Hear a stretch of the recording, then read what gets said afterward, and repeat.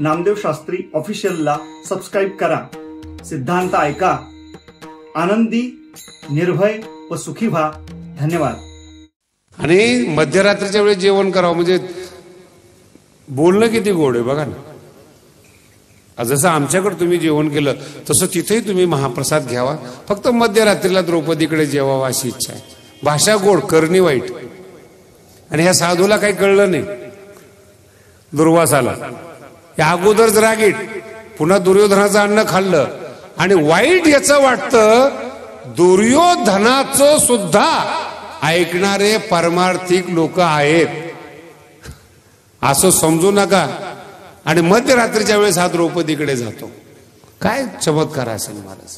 साधू संतांना त्रास देण्याकरता हे काही कमी व्यावहारिक लोक आहेत अशातला भाग नाही. निसर्गतः वाईट, बोलणं गोड, बोलण्याच्या बाबतीत चुकत. साधू संत कधी कधी बोलत असताना जरासा रागाने बोलतात, शब्दांच्या मध्ये काही फेरबदल करतात, पण साधू संतांची भावना आई सारखी, मुलांचं कल्याण व्हावं अशी भावना, असं जीवन. म्हणून निसर्गतः चांगली माणसं जी असतात त्यांच्या पाठीशी देव असतोच. पण ते निसर्गतः चांगली माणसं काही काळ चुकतात, त्या काळामध्ये भगवंत उभा असतो. सतत गरज लागत नाही. ज्या काळात ती माणसं चुकतात. अर्जुनाच्या मनामध्ये थोडी गडबड निर्माण झाली, निर्णय चुकायला लागले. भगवंत हजरच आहे. आणि एकदा निर्णय चुकला ना, पूर्वेकडे जायचं आहे आणि पश्चिमेकडे जर माणूस निघाला, रोड किती चांगले असो, काही असो, रस्ता चुकला म्हणजे तो चुकला, त्याच्यावर काही पर्याय नाही. रस्ता चांगला आहे पश्चिमेचा म्हणून तुम्ही पश्चिमेकडेच जात गेलात तर पूर्व कधी आयुष्यामध्ये येणार नाही. निर्णय एकदा चुकला तुमचा, दिशा एकदा चुकली जीवनाची, ती पुन्हा जागेवर येण्याकरता फार वेळ लागतो. आणि इथे मनी गडबड झाली. ती द्रोणाचार्याला आणि भीष्माचार्याला पाहिल्यामुळं मनामध्ये अशी गडबड निर्माण झाली आणि विचाराची दिशा चुकली. ती चुकली, इतकी चुकली की त्या अर्जुनाला असं वाटायला लागलं की मी या जगाचा ईश्वर आहे. इतकी चुकली ती. जो निर्णय मी करेल तोच निर्णय या जगाचा असेल, इतकी भावना चुकीची बसली. आणि तो अशांना सांगायला लागला की ज्याचं जग आहे त्यालाच सांगायला लागला की अरे कृष्णा, हे जरा युद्ध बरोबर वाटत नाही. हा मागे बसलेला होता, भगवंतानी रथ थांबवलेला आहे. भगवंताने मागे वळून अर्जुनाकडे पाहिलं. बोल अर्जुना, काय म्हणतोस? हे युद्ध जरा बरोबर वाटत नाही. का? मी जर यांना मारलं ते सगळे मरणार. मारलं का त्यांनी? चुकलेला माणूस काही कल्पना करतो, मी जर या सगळ्यांना मारलं ते सगळे मरणार, मग यांच्या बायका विधवा होणार. बायका विधवा झाल्यानंतर कोणाशी लग्न करणार? सामान्य पुरुषाबरोबर रमणार. त्यांच्यापासून जी उत्पत्ती होईल ती वर्णसंकर होईल. वर्णसंकर झालेल्या पोरांना काय घेणे देण्यात? हिंदूचा मुलगा मुसलमानाची मुलगी जो जन्माला येईल त्याला दोन्ही धर्माशी काही घेणे देणं नाही. आणि ही सगळी वर्णसंकर जगात निर्माण होईल. आणि हे सगळं मी मारल्यामुळं होणार, त्यापेक्षा मी मारणं बंद करतो. अर्जुनाचे जे विचार आहे ना, अहो बत महत पापम करतुम व्यवसित अवयम. बरं, हे सगळं कशा करता करतो देवा? राज्य सुख लोभेन, सत्ता मिळावी म्हणून ह्या लोकांना जिवंत मारायचं, हे माझ्या डोक्यात बसत नाही. सोडून देतो मी हे युद्ध. भगवंत फार वेगळ्या पद्धतीचे होते बरं. भगवंतांनी सांगितलं, अर्जुना तू अशा ठिकाणी आलास, तू जर हे युद्ध सोडलंस ते तुला सोडतील का याचा विचार केला का तू? काय भगवंत काय बोलतात? ठीक आहे, तुझ्यामध्ये सौजन्य निर्माण झालं, तू सगळं झालं, तू युद्ध सोडायला तयार आहेस, तू सगळं सोडून दिलं, पण ते लोक तुला भेकड म्हणतील आणि तुला मारतील, हे परवडेल का? कारण की एका बाजूने क्षमा चालत नाही, एका बाजूचा निर्णय चालत नाही, दोन्ही पक्षांना तो मान्य लागतो. म्हणून भगवंत म्हणतात, अर्जुना कुतस्त्वा कश्मलमिदं विषमे समुपस्थितम. हे पाप तुला कुठून आठवलं? पाप शब्द वापरले बरं का. कश्मल, ज्याला हा विचार समजतो, ज्याला हे तत्वज्ञान समजतो, ज्याला दर्शन समजतो, भगवंत त्या विचाराला पाप म्हणतात. कुतस्त्वा कश्मलमिदं विषमे समुपस्थितम. विषम परिस्थितीमध्ये जन्माला आला. ज्यावेळेस तू घरी होतास त्यावेळेस तू हा विचार करायला पाहिजे. संधी चालू असताना विचार करायला पाहिजे, आपल्याला युद्ध करायचं नाही. लोकांनी तुला महान म्हटलं असतं. पण आजची जी घटिका आहे, अनार्जुष्टम स्वर्गम अकीर्तिकरम, चांगल्या माणसाला शोभा देत नाही.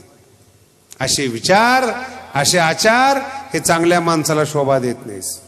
आणि अर्जुना, काय काय बोलणं झालं तुझं? फार सुंदर बोलायला सुरुवात केली. देवा, तुझं म्हणणं मला पटतंय. या दोघांचा संवाद समजून घ्या बरं का. माझा अगदी संक्षिप्त स्वरूपामध्ये सांगतोय. देवा, तुझं म्हणणं मला पटतंय, पण आता तूच सांग, हे भीष्माचार्य आहेत, हे द्रोणाचार्य आहेत, यांना मारणं हे शोभतं का? विचारतोय कुणाला? कृष्णाला. ह्या दोघांना मारणं शोभतं का? या दोघा संतांना मारण्यापेक्षा भिक्षा मागितलेली बरी, पण या दोघांना मारू नये. भगवंताने सांगितलं, तुला अगोदर ओळख नव्हती का या दोघांची? भगवंताचे शब्द फार गोड आहेत. तू आधीच काय ओळखीसी? तुला अगोदर अक्कल नव्हती कोण आहेस?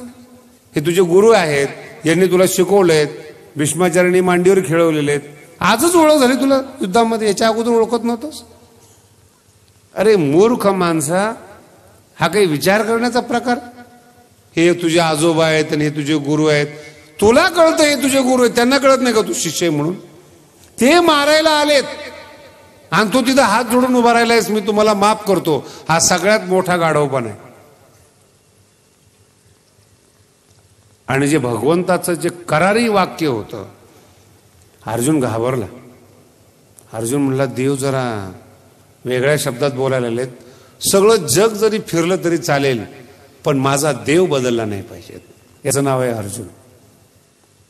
जगाचे निर्णय एका बाजूला, माझे निर्णय एका बाजूला, पण असं देव जर रागवत असेल, बसत नाही डोक्यामध्ये. याचं नाव आहे भक्त. नाही कळलं? ज्याच्यावर प्रेम असतं ना, त्याचा शब्दच माणूस टाळू शकत नाही. त्याचं नाव आहे भक्त. काही काही माणसं जे असतात ना, ते अर्थाचे भक्त असतात. सगळं विकायला तयार होतात, पण पैसा सोडत नाहीत. काही काही सुशिक्षित माणसं हे पत्नीचे भक्त असतात. तिने सांगितले तर ज्ञानेश्वरीला जायचं, तिने सांगितलं तर दान धर्म करायचं, तिने सांगितलं तर पंढरपूरला जायचं, नाही तिने सांगितलं तर पिक्चरला जायचं. मी चांगलीच बाजू बोलतो अशातला भाग नाही. ते भक्त आहे. काही भाग्यवान स्त्रिया असतात त्या, आता त्याच्याबद्दल काय बोलावं मला. मुंबईमध्ये असं भरमार आहे या लोकांची. देवाला न मानणारे सुद्धा पत्नीला मानतात, हे पाहून जरा समाधान वाटतं.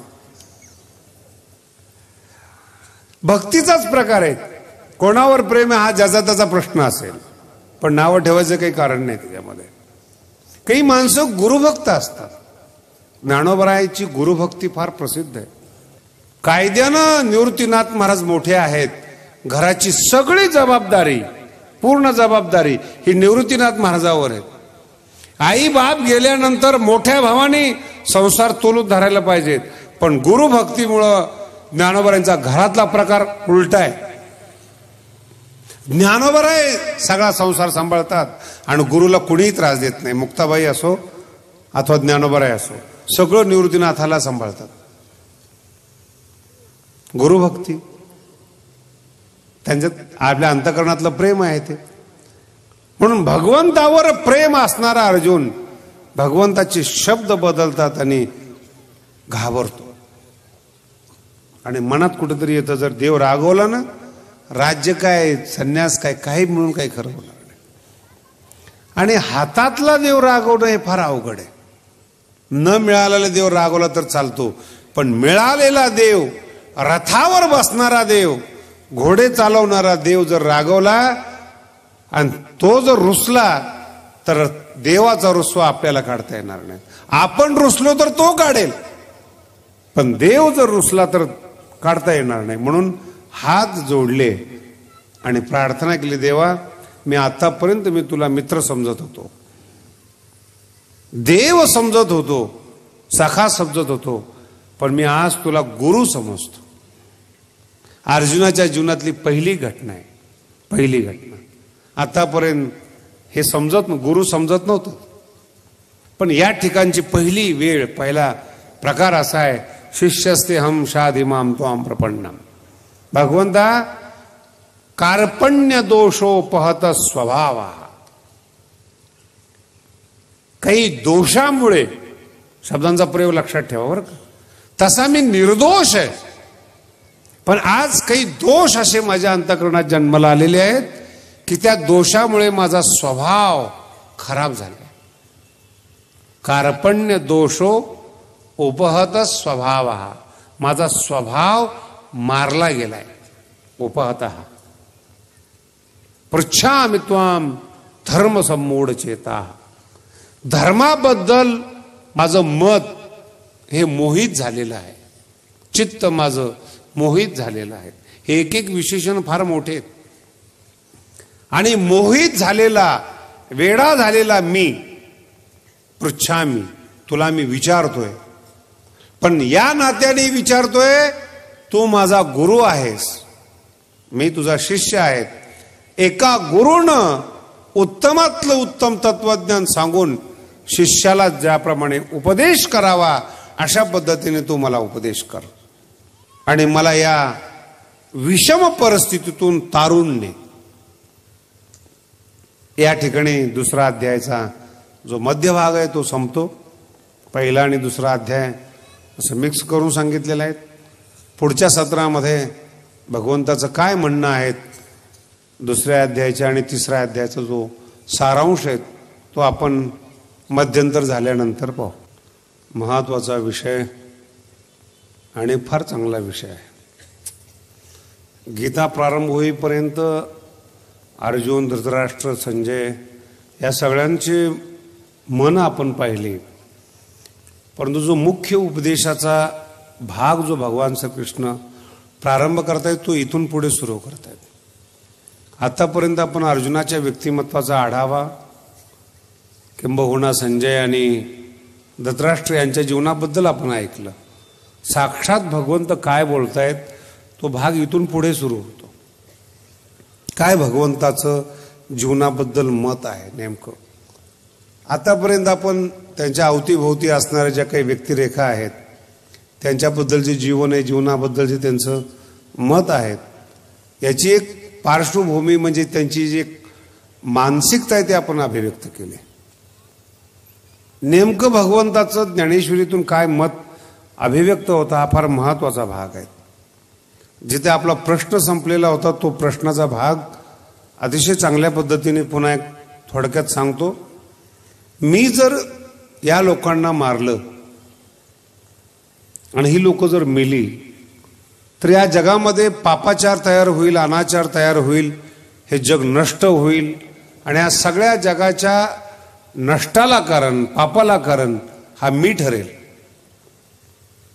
अशी जी भावना आहे, या भावनेपोटी तो युद्ध करत नव्हता. भगवंताचा पहिला प्रहार जो आहे तो या ठिकाणी आहे. भगवंत म्हणतात असोचानम शोचस्त्वंच प्रज्ञावादान भाससे.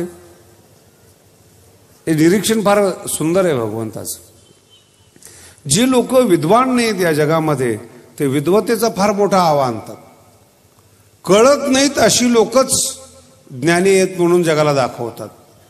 आणि गर्भित ज्ञानी जे आहेत, मोठे ज्ञानी लोक आहेत, ते शांतपणाने वावरतात. हे या जगाचं सगळ्यात मोठं वैशिष्ट्य आहे. ज्यांना पूर्ण ज्ञान झालेले, तृप्त झालेले आहेत, त्यांच्या जीवनामध्ये शंका नाही, समाधान नाही, काही नाहीत.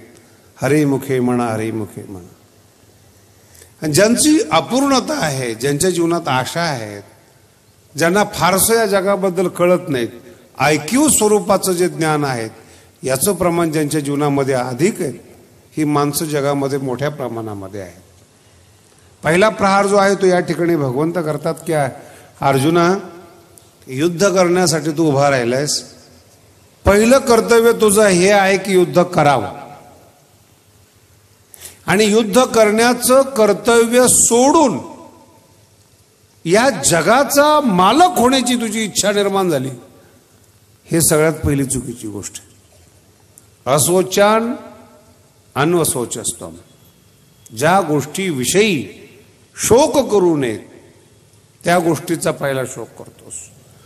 बरं, हा मूर्खपणा आहेस तुझ्यामध्ये आणि बोलताना तू ज्ञानी लोकांच्या गप्पा मारतोस.